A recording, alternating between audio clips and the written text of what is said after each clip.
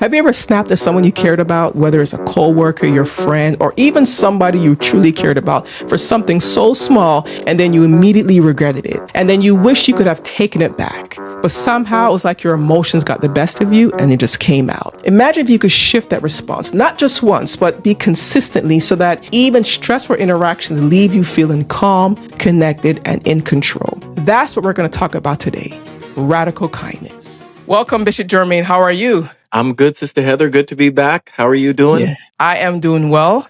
All right, great. Back to do another one. Yes, I'm looking forward to it. Yes, but this one's going to be a little different because we're actually going to be doing a series. What we're going to be doing is a series on the fruits of the Spirit. Now, it may sound like, why would the fruit of the Spirit be important? But trust me, once we get through each fruit, you're going to see how it's so important for our Christian walk and how it's more effective when it comes to demonstrating the characteristics of Jesus more than what you think. Because the fruit of the Spirit is our personality, the way we're supposed to be treating each other, the way we're supposed to be responding.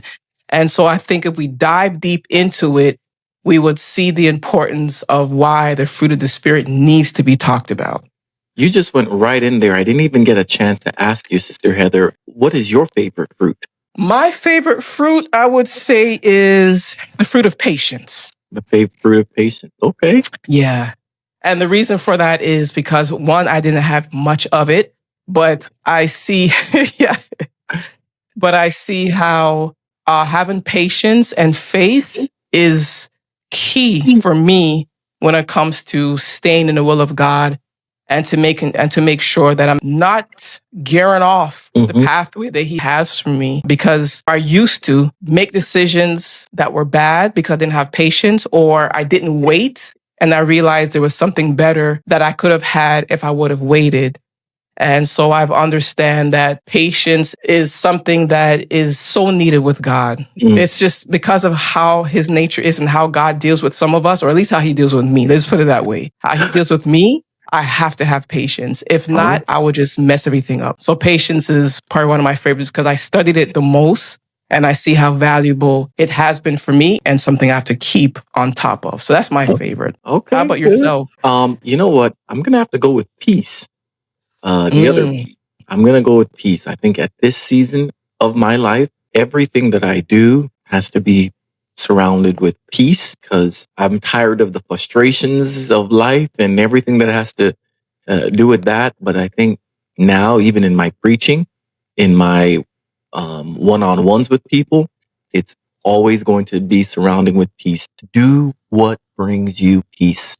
Do what brings you joy. Do what brings you happiness. Do what brings peace to your environment, and forget about what other people are doing and what's going on around their life situations, but make decisions that are ultimately peaceful for you. And sometimes, it's going to be the hardest decision because it could sometimes end in a divorce, for example. It could end in broken friendships, job losses. It could end in so many ways, but you're doing it because you choose peace in the long run. And a lot of the decisions that I make right now are about peace, not about, trying to get all the money or be in love with the wrong person or the right person or whatever. It's just, okay, what's more peaceful right now, this time of my life? Long-term peace too, not just short-term peace, but a long-term peace. Because each of the fruits, I believe, needs some deep diving into. So each episode we're going to do is just going to speak about one fruit per episode. So stick around. We're going to be diving really deep into the different fruits of the Spirit because it deals with our character. And that's just the bottom line. Paul talks about it when he says that you can have all the gifts, but if you don't have love, which all the fruits of the spirits derive from the fruit of love. If you don't have that, it's like you're just making a bunch of noise. So we're coming from the book of Galatians, right? Yes. Galatians chapter 5:22. So let's just read it for everyone to hear. Okay. But the fruit of the Spirit is love, joy, peace, long-suffering, gentleness, goodness, faith, meekness, temperance. Against such there is no law. All That's right. right. So this is what we're coming to talk to you all about. But today we're going to focus on the spirit of, or the fruit of kindness. The reason why I said let's choose kindness is because if we look at let's talk about the political atmosphere that's happening right now. There's a lot of tension, and I feel this would be a good start to help with what's been happening. If you've been following the news and what's going on out there, you've seen there's a lot of chaos, a lot of confusion, a lot of disorder. There's so much happening, and we always talk about it in our previous podcasts. But I believe if we could just handle things in a spirit of kindness, it's going to be helpful. But I want to make one distinction because we hear the word kindness and we hear the word nice. And kindness is more than being polite or nice. It's actually a choice to act in a way that builds trust, that builds connection, that keeps the peace, which is the one that you love. It helps with understanding. And even when it's dealing with hard people, or even when it's in a position of being inconvenient, it's actually about how you respond. So a lot of this is really how do we respond when we're in these situations? Right. If you think about it in everyday life, relationships, family relationships, friends, co-workers, when you have these fruits, particularly kindness, it's going to allow you to be able to protect yourself from reacting or saying something that you actually regret. Mm-hmm. I don't know about yourself, Bishop. If you've ever wished you could have responded differently in a situation? Plenty of times.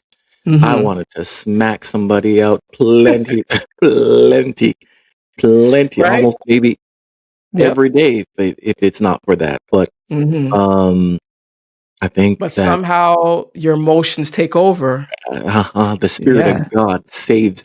The Spirit of Yes. God just doesn't only save me, but it saves other people around me too.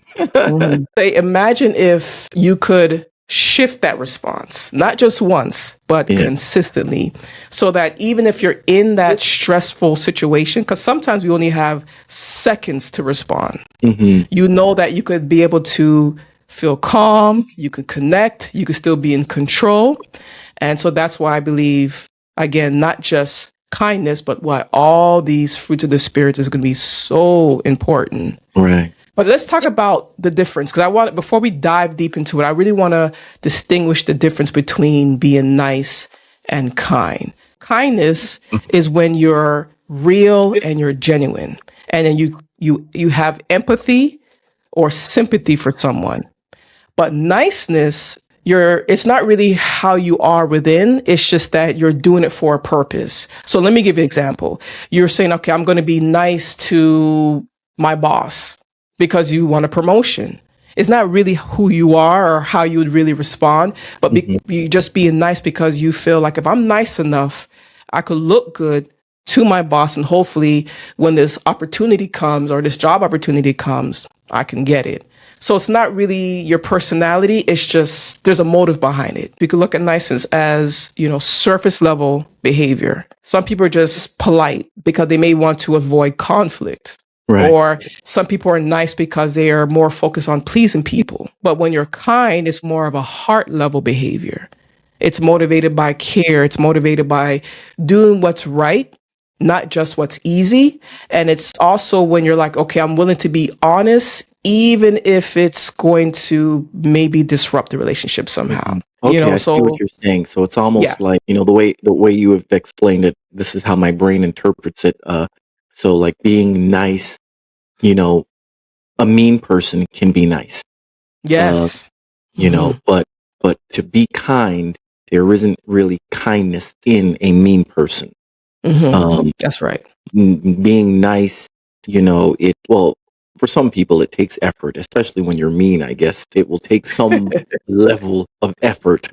But as you said, there's an intention behind it. But nothing's wrong with being nice. I imagine, nothing's wrong with being nice. Yeah, I'll hold the door for you. Yeah, that was nice. Yes. But right. That's probably because I caught you on a good day type of thing. why you did that? Why they held the door? But I hear that, and I could see that, and I could appreciate and understand that. And kindness is certainly, it's an act of generosity. Mhm. I believe it is, and it definitely comes from within the heart. When we look at the fruit of the spirit, even though there are nine, I say this for a reason. Even though there are nine fruit that we are going to speak about, it's so easy when we are saying through grammar, fruits, fruits of the spirit with the S at the end of fruit. But when you Mhm. read the scripture, there is no S. That's Let right. me go back to, and I'm coming to tie this all in. No, I'm glad you caught that because it's a Yeah, lot of people don't catch that. It does say the fruit of, it yeah, it's is true. the fruit of the spirit. But with Yeah. English grammar, we'll have a tendency to say the fruits of the Mhm. spirit. This Guilty. lets us know. Guilty. I've done that many This times. lets us know that it is one fruit. All of these nine make up one fruit. I've eaten certain fruits. We have them here in Canada. There's grapes that taste like cotton candy. I've had a Mhm. few of those. I went to Georgia. I don't know if the state of Georgia has them anymore, but they used to sell even grapes again, or at least I think they were grapes. It was a long time ago, and each grape you bite into tastes like Mhm. a different type of fruit. So you could bite into one grape and it tastes like a pineapple, another grape and it tastes like a strawberry. It was the most amazing thing. Haven't Yeah. seen those types again. And different fruit tastes similar to probably something else, and but the whole point of this, all of these nine fruit make up one fruit. That's why it's singular. There is no S. And having known that all of these characters are one, it lets me know that having kindness, or really any of these, but we're on kindness, so let me deal with that. Having kindness really does speak to what a true child of God should have and possess within them. Mhm. It's hard to be any of these fruit without demonstrating all of these characteristics. Um, you have to be able to be kind. It's Yeah. what's inside of you, and it should flow out of you naturally. Mhm. For some people, it's a lot easier to be mean. I think I'm talking about believers. I'm talking about Christian believers. There are some mean, stingy believers that call themselves Christian that don't possess any characteristics of the fruit of the spirit or even kindness. Um, and it makes you question, makes you wonder, well, what fruit are you biting into? What Yeah. fruit are you operating in? Which one do you actually have? But then again, um, on the flip side of the coin, and I guess, how do you balance now if somebody is taking advantage of your kindness? Because being kind means what? Are you going to say yes to everything that people ask you for? Are you going to always reciprocate in kindness? Or do you say no with a smile on your face, like no type of thing? It's where's the balance? Where do you draw the line? Because people will say, "Well, I thought you were a Christian." People will be very quick to pull out the guns and misunderstand your kindness and misunderstand what you do out of love and rebuke you in times of holding back or being firm. That's the reality of it. Yeah. This is not easy. What we're gonna be these having these fruits are not easy Hmm. because you're right. It's kindness I is like think God is God took the hardest things in the world and called it fruit and told us to be this.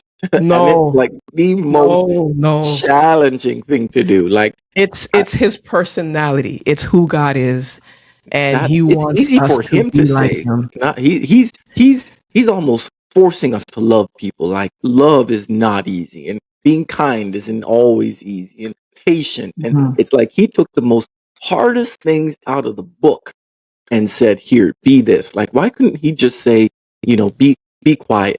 Even for some people, that's hard, but I could do be quiet. I could answer that. I could answer that because there's power in it. There's Mm-hmm. power in these fruits. Because there's something about if we take it from a spiritual standpoint, Right. like, cause we hoping that those who listen understand that there is a natural realm and then there's a spiritual realm. When we look at it from a spiritual standpoint, when the enemy is using someone, or we're confronted with unkind people or unkind situations, and we respond in a kind way, it does a couple of things. It prevents us from saying things or doing things, or better yet, sinning or making bad choices ourselves. Right. Because if we don't respond in kindness, say we respond in anger, then we already know that we're not pleasing God when we do that. Right. So it's a protection mechanism, but that's one.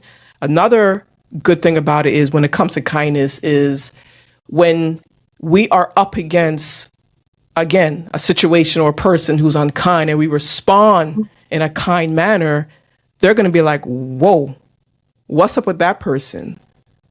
They didn't respond normally, like what they probably would have thought we will respond. And so that's how we show people we're set apart. Right. That's how we show people that we're unique. And also when we allow God to do the transforming, and the one that's helping us to actually have these fruits, and it eventually becomes natural, it's going to become easy for us, by the way. It's not going to become hard for us to do, because we're allowing the Holy Spirit to be the one that's guiding and helping us to do it. So it's like, when God says we're a new creation, it's like, it's allowing us to get rid of the old ways, the old way of responding, the old type of way of thinking, the old ways of doing things. Because if we think about it, how many times have God been kind to us? When God gives us favor, that's an act of kindness. Right. When he forgives us, that's mercy, but that's kindness too, because he's saying, I could have punished you for something you deserve to be punished for, but I'm not going to do it because I love you. So we're only just responding in the way he responds. And then that's the only way that people are going to see Christ through us, is the way we treat them. Right. Because they're going to be more receptive, and or at least more open to say, I want to know about Jesus, because if this is how Jesus is, then I want to receive it. Because some people need kindness in their life. They grew up in some unkind environment and they never heard a kind word in their life. And it has affected their self-esteem. Said something, and the Bible does let us know, that we have to treat others how we want to be treated. I guess we call it the golden rule. Yes. Which is true. Treat others how you want to be treated, because we are all measured with the spoon, and the same thing that you dish out is going to come back to you in return. So being kind, it really does. I believe in it. I definitely do believe in it. I remember my first house that I bought. A lot of people helped me to move into my first home. A lot of loving people who loved me helped me so much in different aspects. And I said, you know what? There were a few people after I had moved in and so on. There were a few people who actually needed some help with certain things, not necessarily financially, but just little things here and there. And you know what? I said to myself, you know what? Based on the kindness that I received from my home, I'm going to reciprocate the same love or the same kindness and show it to a few people who came to me during that time. And you know what? There is a reward. There is a benefit with helping people, because you also get a joy. There's a sense of joy and satisfaction that you yourself get. But also, I believe that the Lord rewards you in blessings also when you treat others kind. It may not happen immediately, but it certainly does turn around back in your favor when you show people kindness. But it's hard. It is hard, as we've mentioned. It's I think, as I said, it's not always going to be the easiest for some people, because some people, like you said, are born, raised in difficult case scenarios. Some people just don't know how to be kind. I That's don't it. remember. It was in one of our podcasts. I don't remember if I was saying it or if it was you that was saying it, but there are people who speak so much negativity that nothing positive comes out of their mouth. And even when you try to be kind to that type of an individual, they don't recognize it. They don't realize that they're just questioning, like, what are you doing this for type of thing. I've been in cases like Yeah. that. What are you doing this for? And they almost want to cuss you out for being kind Yeah. to them. I guess that's maybe their way of saying thank you. I don't Yeah. know. No, but I like that because that is showing you that some people, they go through such terrible experiences that when Mhm. you are nice to them, they feel like something's off. Yeah, They're uncomfortable because they're not used to it. right. From my personal experience, kindness was hard for me to do because I saw my parents being kind and all they were was taken advantage of. And so for a long time, I looked at kindness as being foolish. I'm like, that's stupid. Why are you giving up yourself or sacrificing and you're not getting anything in return? Like, is this person using you? So my view of kindness was just damaged because of Right. how people treated my parents. What I didn't understand was the trickling effect, the domino effect. It brings me to this story actually. I met a gentleman and I wanted to get like some insurance for my dad. And when I met the gentleman, we were having a conversation and he kept digging in and asking me names. And he's like, are you related to, and he mentioned my aunt's name. And I said, yeah, that's my aunt. He's like, wow, she's a lovely lady. I love her, et cetera, et cetera, et cetera. Because of how the relationship with my aunt and was, he started to show me favor with, the whole policy and what he would do. Then he finally met my dad. I would say maybe 5 years later, my brother and his wife, they needed something. And I don't know how my brother found his information, but he did. They connected. And then, I think I probably gave him the information. However it happened, the man didn't know that me and my brother were related. And so, my brother was his house was going through renovation. So he had to come upstairs. When he came upstairs, he's like, Heather? Long story short, what would have cost my brother and his wife, say, tens of thousands of dollars to get what they needed done? I think he did it for almost half the price. Wow. And some of the things he did cut off, all because the way my aunt and my father treated him. So because of that trickle effect, how he felt, how he was treated then with them, and then it passed down to myself. And what he told me in the long run too? He said somebody was nice to him, and because of that, he felt his responsibility, or he just feels like I just have to be nice to other people. So Wow. it has that kind of domino trickling effect. That was why I believe kindness is so powerful. And one more story, one last one I want to put in, because this is so much testimonies I've been hearing. So I was reading a book from one of my favorite authors, Joyce Myers. And in one of her books, she was talking about, there's a title, or she called it a ministry. How does she call it? The ministry of being there is what she called it. And she's talked about how she recounts a situation where a woman encountered like a homeless man. And the homeless man was asking for money. And it was like a cold winter night. And as the man, was sharing his hardships, because I believe he was like at a shelter and they stole his coat and they stole his hat and all this other stuff. While he was talking, the woman was searching for change in her pocket. While she was searching for change, he said, and she actually, not he said, but before he said what he said, she got like 50 cents, I believe the story went.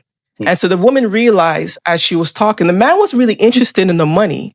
He was just happy that the woman was there or she was willing to listen to his story. Mm-hmm.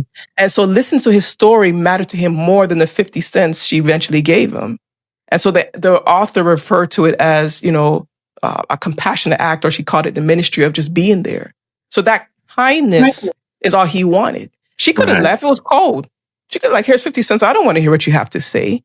But she said, you know what? I'm going to stand there and hear you out. And so it has that type of effect on people who are receiving it. And it is contagious. So that's why I believe there's definitely power in it. It's like laughter or yawning. It's contagious. It spreads. A Bible story while you were talking now. My turn to tell story.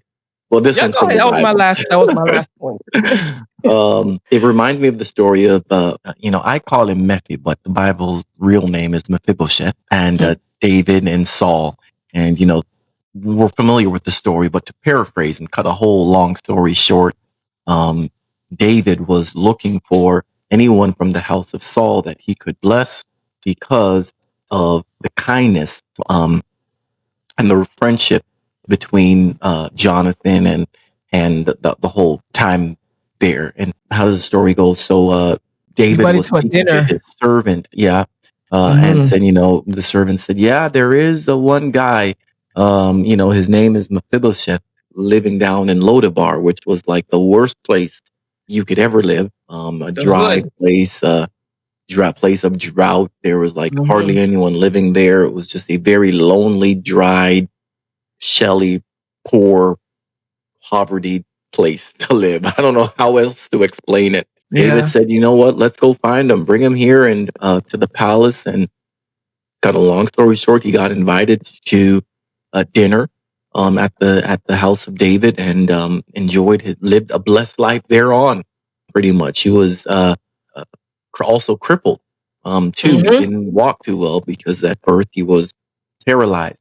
But all of that stems specifically from uh, David saying, "Is there anyone from the house of Saul that he could show kindness to?" The story is an intentional story on the move of what kindness is and about. When others do treat you right, when others show you that type of a kindness, you expect to extend that same kindness Yeah. down the line. You don't keep it for yourself. What we see now happening in stores is I see a lot of it's a social media trend where people go into like grocery stores or shopping stores and they'll offer you $100. You can either take it or pass it to the next person and double it, type of thing. I want to be caught in something like that, you know. But and some people take the money, some people um, double it and pass it to the next person. Little acts of kindness can really be rewarding to people. Um, I believe it also heals you, the one who is extending the kindness. There, a part of you really is healed. And what I mean by that is, um, after you after you do something from your heart, this is how you know you really, really did it from your heart because even your own heart, it has compassion on it. It doesn't seek reward. Um, it doesn't boast itself. Yeah, I did this for Heather and thank me, everyone. No, it doesn't. It doesn't do that. But out of humility, you are humbled to know you were able to perform an act. You, out of the kindness of your heart, you went and bought groceries and delivered it to some stranger down the hall that you didn't even know, type of thing, or something of that nature. And you walk away feeling accomplished, feeling like, you know what, this is certainly what you're supposed to be doing. You really feel the reward. Um, you don't need the reward financially. You don't need anyone to give you anything, but just to know that you really did something from the bottom of your heart. It's fulfilling, and you get healed from a place that if you didn't have something, but you were able to bless someone else with it. I believe it's an act of healing your heart over the process of you demonstrating continuous kindness. It brings you joy, and that's something that no man can give to you. It comes from the Lord, and the more you bless, the more you can give joy to yourself as well as to others. Yeah. Mark Twain said that kindness is a language that, how'd it go? Kindness is a language which the deaf can hear and the blind can see. Yeah, I can see That's that. something. Yeah, That's that's amazing when I powerful. heard that quote. There's another Mhm. quote of a person I know. His name is Becky Risotto, and he said that we were living in a me first type of society. For many of us, we are taught from the cradle to look out for number one, and many of us do just that. And we are self focused and self possessed. How often do we act without considering the effect of our actions on those around us? If we could think about and remember that just as much as unkindness has consequences, so does kindness, right? So we know that if you're unkind, what does it do? If you're unkind in a relationship, what does it do? It creates what? Distance. You have selfish ambitions. And then you become disconnected from the people around you. So that means if there is a true need, you won't even know because you won't even care. But when we focus only on ourselves, it also becomes impossible to be what you mentioned earlier in the conversation, which is to be a blessing. So you have to actually choose to be kind if you actually want to be a blessing to people. Right. But if we intentionally care, if we intentionally give, if we intentionally serve and show compassion, then that's how we actually leave an impact on the people that we actually affect, that we actually serve, that we actually care for, that we actually do for, right? And then we also give people who may have this perception that we live in a world that's so cruel and so cold, we can actually change that and let people know that there are people who will look out for you. I know there's some inconsistency, but there are people who are considerate, and it does have a lasting effect. So there's power in it, more so in how you affect the person or how the person responds or how the person is affected by what you do. But it goes back to what you said too. It does change you. They did a study, actually. Let me see if I could find it. They did a study, 'cause I remember writing it down back in the days, on the effects of kindness. And let me see what this says if I could find it here. And it was kind of interesting when I was reading it, that it was just casual, but yet it had some great effects with people. Let me see if I could find it here. Okay. So they did a study where they were given different gifts. So they called it gifts of gesture. I'm not saying the word right. Gesture. Yes. So they call it. And it was through gifts, and they were called small gifts of gestures. And they started, when they were doing this, they did like a brain, they scanned the brain. And when they were scanning the brain scans revealed that when kindness is done willingly, that part of the brain linked to pleasure becomes more active. So in other words, being kind, it says, helps what do they call that in your brain when I can't remember that word, where it's like, people who like to drink a lot, they get this, it's a part of the brain. It's a terminology. It'll come to me. I'm going to have to go Google it. Say it again. Drunk. No, not drunk. It's like a type of stimulation, but it's a terminology they use. But it links to the part of the brain that gives you pleasure, the part of the brain that brings you pleasure. But they saw that when they were doing the research, how it heightened that part of the brain when people were actually just doing small little things for each other. So it may not look obvious on the outside, but it's actually doing a lot on the inside. And another thing too, as I'm scrolling through my notes, is kindness is actually a doorway to love. So it still links back, to love. When it comes to kindness and even all the other fruits, you can look at love is like the seed that's planted, and kindness and the other fruits will be like the fruit that seed produces.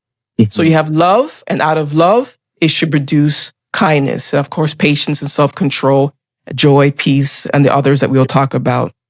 So it links back to love, but at the same time, it does have some significant effects and reaction to people. They had something called social contagion. Have you heard of that before? No. Social contagion, yes. What is that? So that's when we witness someone doing something kind, it awakens something within you. Okay. And it moves you to do the same thing. So one act can set off a chain reaction. So it goes back to what I said about my parents. I would see my parents do kind things. And then one thing I would notice is when I would meet people who knew my parents before either I was born or when I was young, how it affected their lives. And I'm like, wow, yeah, your parents took me in when I didn't have much, and I will never forget. And it's like, wow, like this is, I don't know, 30, 40 years later, I'm running into people who knew my parents when they were first married, and they still remember the acts of kindness, right? So even in my case, even though unfortunately when I saw it, because of how they were treated, I didn't like it. But as I got older, I started to realize, okay, no, I do see the benefits. Here in the book of Colossians, and I'm going to read from the NIV version, Colossians chapter 3, verse 12. And it does make reference to some of the fruit of the Spirit that we are talking about. But hear what it says. Therefore, as God's chosen people, holy and dearly loved, clothe yourselves with compassion, kindness, keyword there, kindness, humility, gentleness, and patience. Clothe yourself with kindness as chosen people of God who are holy. I mean, when you put it like this, Bible, there's almost no excuse for us to be mean. Yeah. uh, So I hope that there's, answers your questions earlier, though, when you're like, well, all the fruits God could pick. I Why mean, did he it's pick this still the one? hardest stuff that he put out there. He could have just said, you know what, just be quiet. But no, he really put on some charges on us, to love one another and be this and be that. I mean, you'll see it as we get deeper into this. But let me just say the clothe yourself with kindness and everything else that it mentioned. But we're dealing with kindness today. If you really look at how we put on our clothes habitually, almost uncognitively, we don't even think about.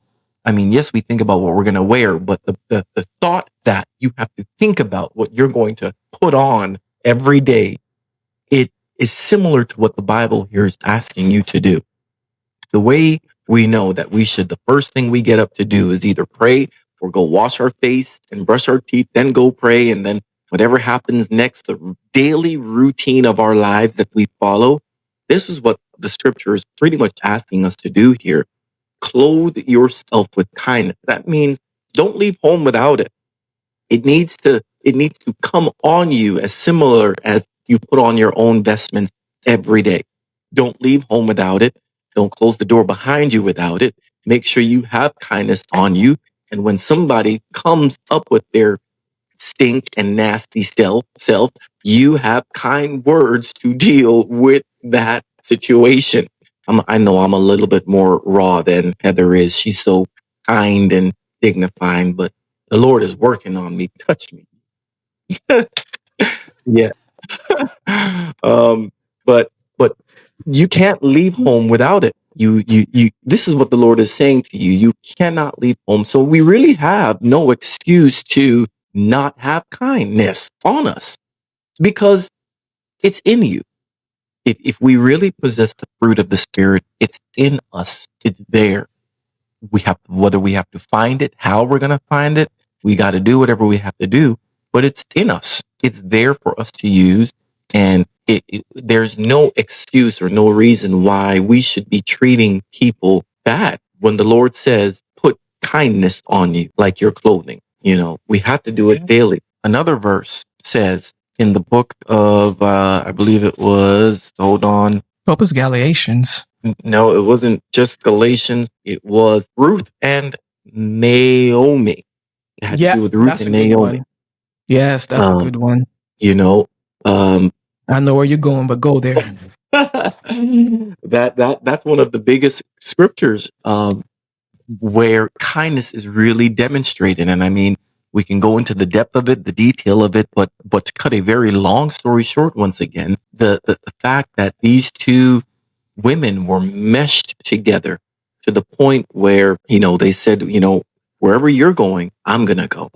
And your God is my God. And I'm going to go wherever you go, because the extent of kindness that was demonstrated, it's mind boggling, I guess, to know that people can be so touched with kindness that their lives are impacted. And it's similar to what you're saying about, what happens when social, what do you call that social thing you mentioned? Contagion. Yeah. Right.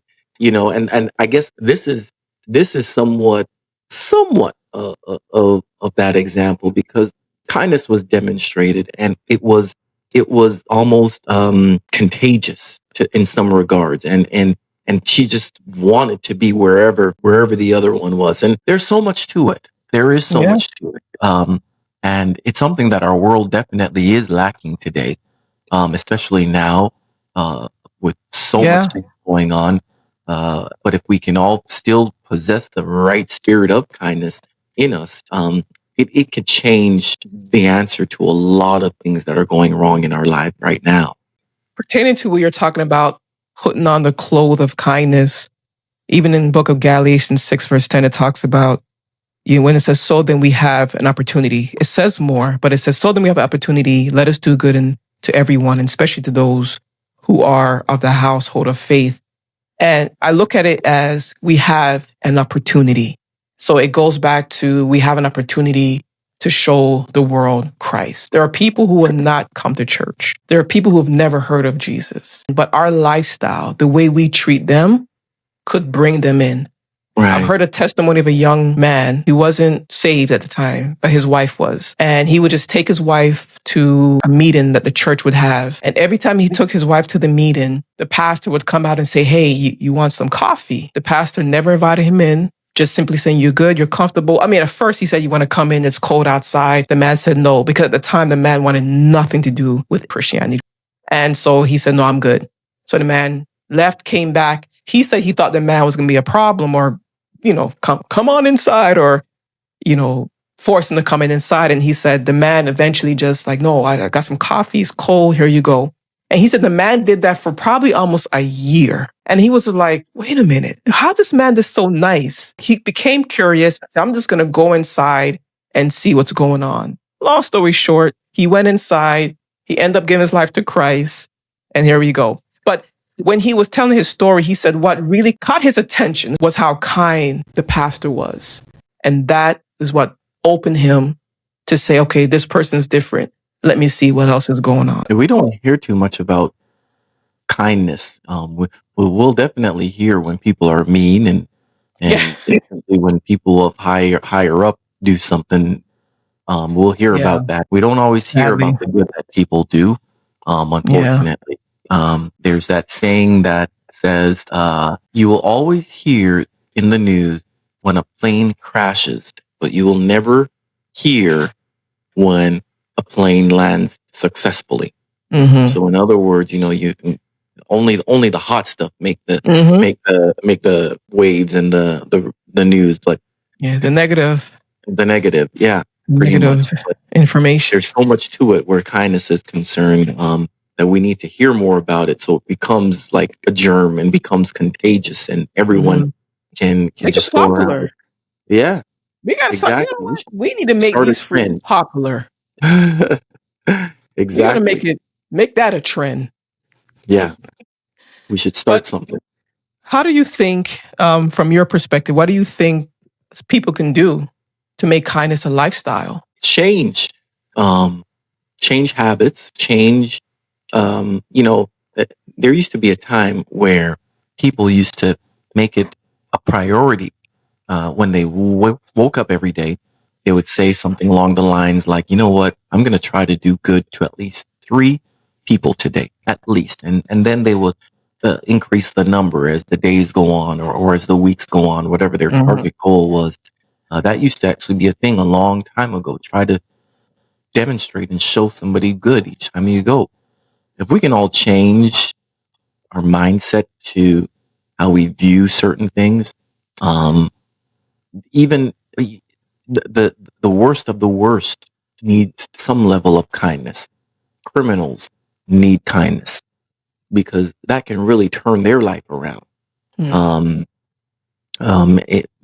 People of different realms, prostitutes and just drug dealers, kindness will save a drug dealer from putting a bullet in your head.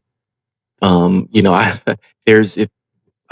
don't remember what movie I was watching, but there's an old mother, an old elderly woman who lives in the projects where drug dealing and everything was going on in her neighborhood, and the drug dealers respected her so much respected her so much. She'd be cooking food, bringing it out there, and knowing full well what was going on.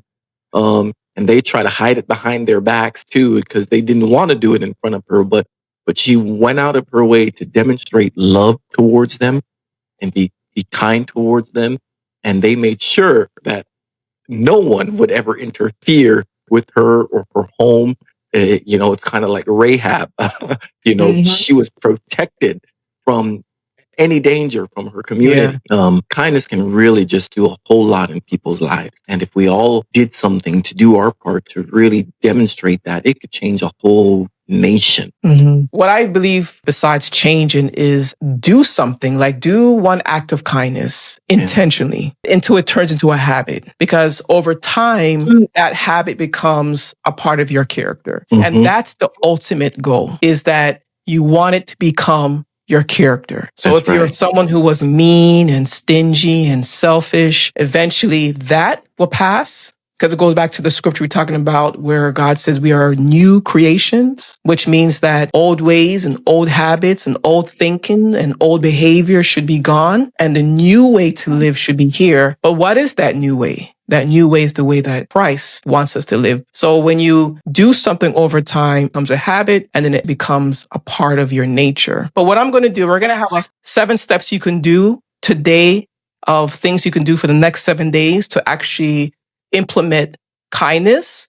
And it's going to be like a little chart I'm going to put in the description of this blog. This podcast. Sorry, I'm a blogger, so I get these two confused, of this podcast.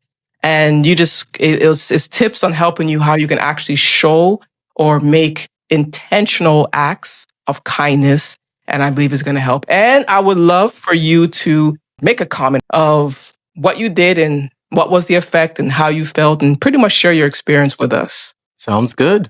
I can't wait to see that.